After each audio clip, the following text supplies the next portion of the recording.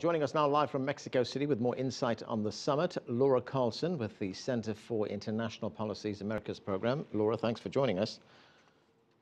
Thank you. Well, there we heard Michael Voss there talking about this meeting. A lot of talk on hunger, inequality, poverty, and declaring this zone of peace.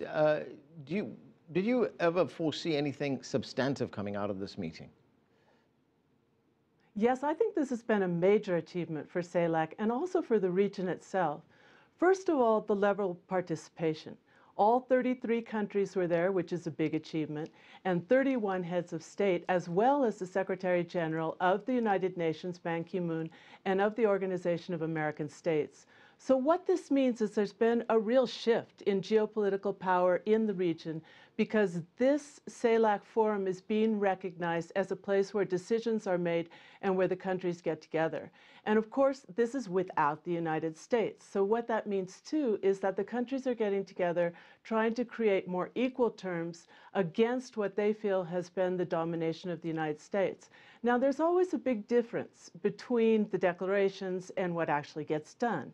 And they're facing a lot of obstacles in that way, but they've done a lot of work and they've established the forum itself as a place to get work done.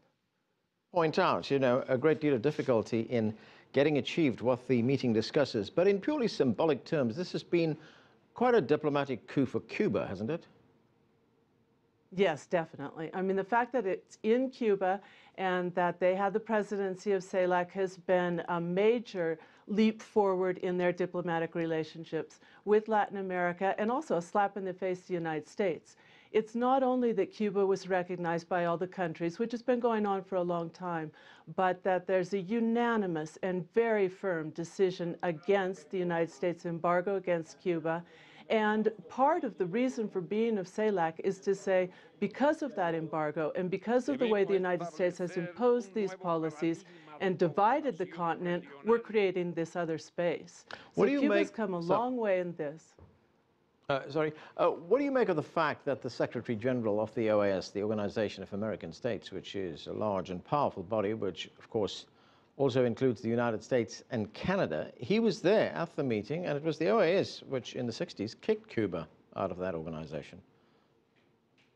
I think that's a big step forward too, and I think the OAS had already readmitted Cuba, but with conditions that Cuba's not willing to accept.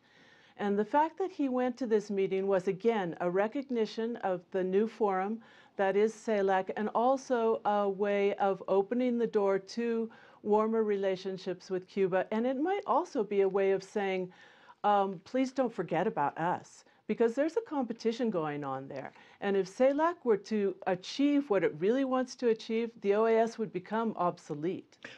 Right, and what about other organizations? I mean, how does CELAC differ from, say, NAFTA or UNASUR? Well, first of all, it's not a trade and investment agreement the way that NAFTA is. And of course, NAFTA is also trying to form a bloc.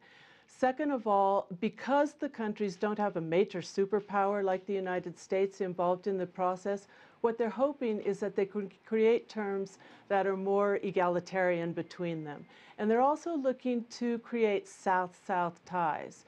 And in today's world, where we do have the superpower of the United States, in almost all of the multilateral organisms in the world with considerable power, this creation of South-South ties is a way to build toward a far more multipolar world and to address the specific problems that the Latin American countries have of inequality, of poverty that were mentioned. And many of these countries have a big criticism of the free trade agreements and the policies of the United States in economic terms, because many of those policies are being blamed for the rises in inequality, making Latin America the most unequal region in the world.